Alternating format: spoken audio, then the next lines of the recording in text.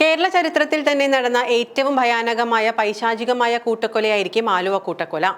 2001 ജനുവരി 6-ന് ആലുവ ടൗണിലെ മാഞ്ഞൂരാൻ വീട്ടിലാണ് ഈ ദാരുണ സംഭവം നടക്കുന്നത്. ആലുവ ടൗണിൽ ഇലക്ട്രോണിക്സ് ആൻഡ് ഹാർഡ്വെയർ കടയുടമ മാഞ്ഞൂരാൻ അഗസ്റ്റിൻ, ഭാര്യ ബേബി, അവരുടെ 12ഉം 14ഉം വയസ്സുള്ള മക്കളായ ദിവ്യ, ജയ്മോൻ, അഗസ്റ്റിന്റെ അമ്മ ക്ലാര, സഹോദരി കൊച്ചുറാണി എന്നിങ്ങനെ 6 പേരാണ് ഈ കൂട്ടക്കൊലയ്ക്കിരയായത്. കൊലപാതകം നടത്തിയ പ്രതി ആന്റണിയെ ആഴ്ചകൾക്കുള്ളിൽ കേരള പോലീസ് തന്ത്രപൂർവ്വം കുടുക്കി. ആലുവ കൂട്ടക്കൊലയും അതിലെ ദുരൂഹതയും അന്ന് നാട്ടിൽ പടർന്ന ഭീതിയും തുടരന്വേഷണവും ഒക്കെയാണ് ഇന്ന് പറയുന്നത്. കൊല്ലപ്പെട്ട അഗസ്റ്റിന്റെ കുടുംബ സുഹൃത്തായിരുന്നു പ്രതി ആന്റണി. ആന്റണിക്ക് അഗസ്റ്റിന്റെ സഹോദരി കൊച്ചുറാണിയുമായി പ്രത്യേക അടുപ്പമുണ്ടായിരുന്നു എന്നാണ് പറയപ്പെടുന്നത്. ഗൾഫിൽ പോകാൻ തയ്യാറായി നിൽക്കുന്ന സമയത്ത് ആന്റണിക്ക് 1.5 ലക്ഷം രൂപയോളം കൊടുക്കാമെന്ന് കൊച്ചുറാണി ഏറ്റിരുന്നു. ആന്റണി ഗൾഫിലേക്ക് പോകുന്നതിന്റെ തലേ ദിവസം, അതായത് ഈ കൊലപാതകം നടക്കുന്ന രാത്രി, അന്ന് രാത്രി രൂപം മേടിക്കാൻ ആന്റണി മാഞ്ഞൂരാൻ വീട്ടിലെത്തി. ആ സമയം അഗസ്റ്റിനും ഭാര്യ ബേബിയും മക്കളും സിനിമ കാണാനായി തിയേറ്ററിലേക്ക് പോകാൻ ഒരുങ്ങുകയായിരുന്നു. അവർ ആന്റണിയെ അവിടെ വെച്ച് കാണുന്നു. ഗൾഫിലേക്കുള്ള യാത്രയുടെ വിവരങ്ങളൊക്കെ ആന്റണിയോട് ചോദിച്ച ശേഷം കുടുംബം സിനിമയ്ക്ക് പോയി. മാഞ്ഞൂരാൻ വീട്ടിൽ ആ സമയത്ത് അമ്മ ക്ലാരയും സഹോദരി കൊച്ചുറാണിയും മാത്രമായി. ഈ ആന്റണിക്ക് എല്ലാവിധ സ്വാതന്ത്ര്യവും ആ വീട്ടിൽ അന്ന് പണ്ട് തൊട്ടേ ഉണ്ടായിരുന്നതാണ്. അങ്ങനെ കുറെ നേരം ആന്റണി ആ വീട്ടിൽ ചിലവഴിച്ച ശേഷം പോകാൻ തുടങ്ങുന്നതിന് മുൻപ് കൊച്ചുറാണിയോട് അവർ ഏറ്റിരുന്ന 1.5 ലക്ഷം രൂപ കൊടുക്കാമോ എന്ന് ചോദിക്കുന്നു. എന്നാൽ ഉടനെ കൊച്ചുറാണി പണം തരാനാകില്ല എന്ന് കൈമലർത്തുകയാണ് ചെയ്തത്. കൊച്ചുറാണിയുടെ ഈ പ്രതികരണം ആന്റണിയെ ഒരു മൃഗമാക്കി മാറ്റി. ഉടനെ അയാൾ കൊച്ചുറാണിയെ കഴുത്തിന് പിടിച്ച ഭിത്തിയിൽ തലയിടിപ്പിക്കുന്നു. ശബ്ദം കേട്ടുവന്ന അമ്മ ക്ലാരയെ ഇരുമ്പ് സ്റ്റൂൾ കൊണ്ട് അടിച്ചു വീഴ്ത്തി.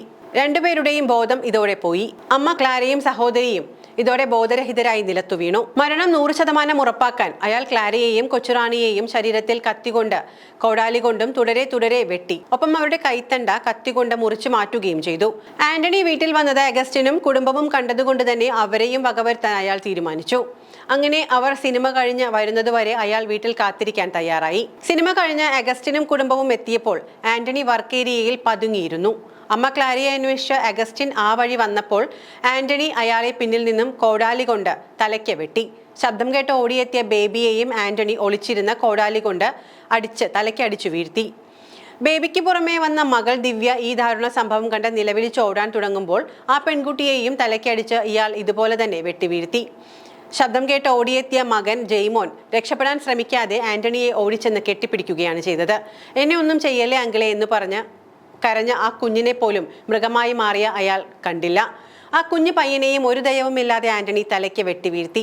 ഒന്നുകൂടെ തലങ്ങും വിലങ്ങും അടിച്ചും വെട്ടിനുറുക്കിയും ഞരമ്പ് മുറിച്ചും എല്ലാവരുടെയും മരണം അയാൾ ഉറപ്പാക്കി. പോസ്റ്റ്മോർട്ടം റിപ്പോർട്ട് പ്രകാരം അതിമാരകമായ മുറിവുകളായിരുന്നു കൊല്ലപ്പെട്ടവരുടെ ശരീരത്തിൽ ഉണ്ടായിരുന്നത്. ജയ്മോന്റെ തലയോട്ടി വെട്ടിപ്പിളർന്ന 4 തലച്ചോർ പുറത്തു വന്ന അവസ്ഥയിലായിരുന്നു.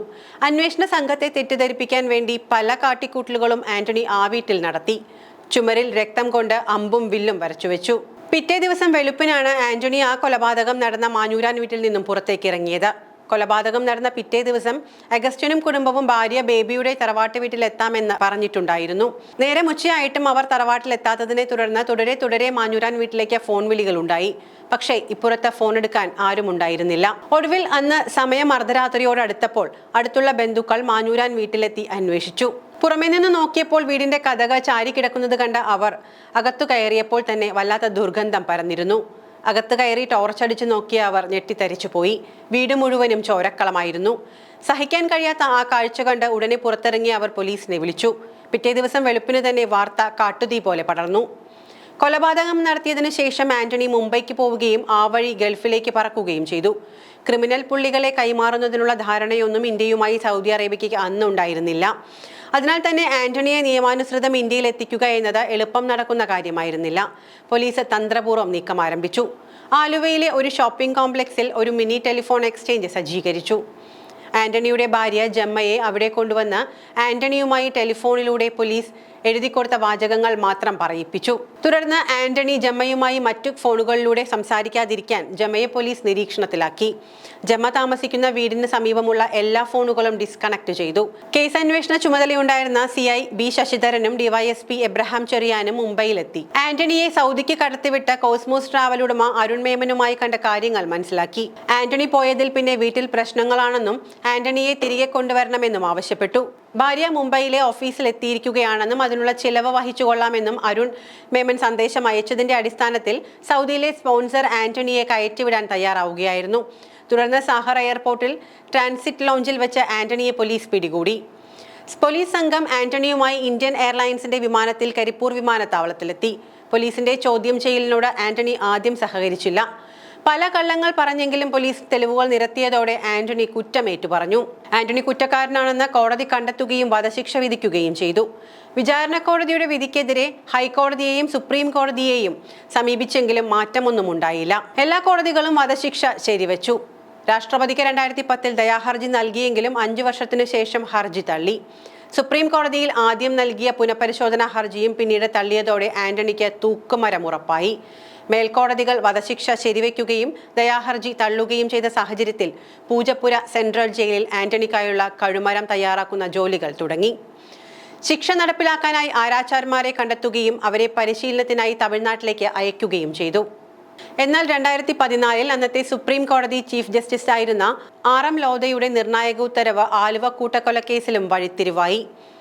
വധശിക്ഷയ്ക്കെതിരായ പുനഃപരിശോധനാ ഹർജി തുറന്ന കോടതിയിൽ വാദം കേൾക്കണമെന്നായിരുന്നു അന്നത്തെ ഉത്തരവ്. ഇതോടെ 2014 ഉത്തരവിന്റെ ആനുകൂല്യം ആന്റണിക്കും ലഭ്യമാക്കണമെന്നാവശ്യപ്പെട്ട വധശിക്ഷയ്ക്കെതിരെ നിലകൊള്ളുന്ന കൂട്ടായ്മകളും ചില അഭിഭാഷകരും വീണ്ടും സുപ്രീം കോടതിയിൽ ഹർജി നൽകി. 2016 അന്നത്തെ ചീഫ് ജസ്റ്റിസ് ദീപക് മിശ്ര അധ്യക്ഷനായ ബെഞ്ച് ആന്റണിയുടെ വധശിക്ഷ സ്റ്റേ ചെയ്തു. തുടർന്ന് പുനഃപരിശോധനാ ഹർജിയിൽ വാദം തുടരുകയും ജസ്റ്റിസ് മദൻ ബി ലാക്കൂർ അധ്യക്ഷനായ ബെഞ്ച് 2018 വധശിക്ഷ ജീവപര്യന്തമായി ലഘൂകരിക്കുകയുമായിരുന്നു. കൊലയ്ക്ക് ശേഷം പൈപ്പ് ലൈൻ റോഡിലെ ആ വലിയ വീട്ടിൽ ആരും താമസിക്കാനെത്തിയില്ല. വർഷങ്ങളോളം ആ വീടും പരിസരവും അനാഥമായി കിടന്നു. പ്രദേശം കാടുപിടിച്ചതോടെ രാത്രികാലങ്ങളിൽ അതുവഴി സഞ്ചരിക്കുന്നവർ പോലും ഏറെ ഭയന്നു. കൊലപാതകത്തിന് 10 വർഷം പിന്നിട്ടപ്പോൾ മാഞ്ഞൂരാൻ വീട് പൊളിച്ചു നീക്കി. തുരുമ്പെടുത്ത ഗേറ്റും തൂണുകളും മാത്രമാണ് അവിടെ ഇപ്പോൾ ഉള്ളത്. ഏതാനും വർഷങ്ങൾക്ക് മുൻപ് അവിടെ പുതിയൊരു വീട് ഉയരുകയും ചെയ്തു. ഈ സംഭവം നടന്ന ഇത്ര വർഷമായിട്ടും അതിന് പിന്നിലെ പല ദുരൂഹതകളും സംശയങ്ങളും ഇന്നും ഒഴിയുന്നില്ല. അതിൽ ചിലത് ഇങ്ങനെയാണ്. ഒരാൾക്ക് ഒറ്റയ്ക്ക് ഒരു കുടുംബത്തിലെ 6 പേരെ കൊലപ്പെടുത്താൻ കഴിയുമോ എന്ന സംശയം പോലീസിന് അന്നും ഉണ്ടായിരുന്നു. അതും നഗരമധ്യത്തിൽ എപ്പോഴും ആളാനക്കമുള്ള പ്രദേശത്ത്. ആന്റണിയുടെ കൂടാതെ ആ വീട്ടിൽ മറ്റു പലരുടെയും ഫിംഗർ പ്രിന്റും ഫുട് പ്രിന്റും കണ്ടെത്തിയിട്ടുണ്ട്. അത് ആരുടേതാണെന്ന് ഇന്നും കണ്ടുപിടിക്കപ്പെട്ടിട്ടില്ല. കൊല്ലപ്പെട്ട കൊച്ചുറാണിയുടെ ശരീരത്തിൽ നിന്ന് കണ്ടെത്തിയ ശുക്ലത്തിന്റെ ഉടമ ആര് എന്നത് ഇന്നും അജ്ഞാതമായി തുടരുന്നു. നല്ല സാമ്പത്തിക സ്ഥിതിയുള്ള മാഞ്ഞൂരാൻ കുടുംബത്തിലെ ജനിച്ച അഗസ്റ്റിനും മറ്റു കുടുംബക്കാരും തമ്മിൽ സ്വത്ത് തർക്കം രൂക്ഷമായിരുന്നു. ആ വഴി അത്ര ആരും അന്വേഷിച്ചതും കണ്ടില്ല. ആന്റണിയുടെ ശിക്ഷ ജീവപര്യന്തമായി കുറച്ചതിന് അഗസ്റ്റിന്റെ പല ബന്ധുക്കളുടെയും സഹായമുണ്ടായിരുന്നു.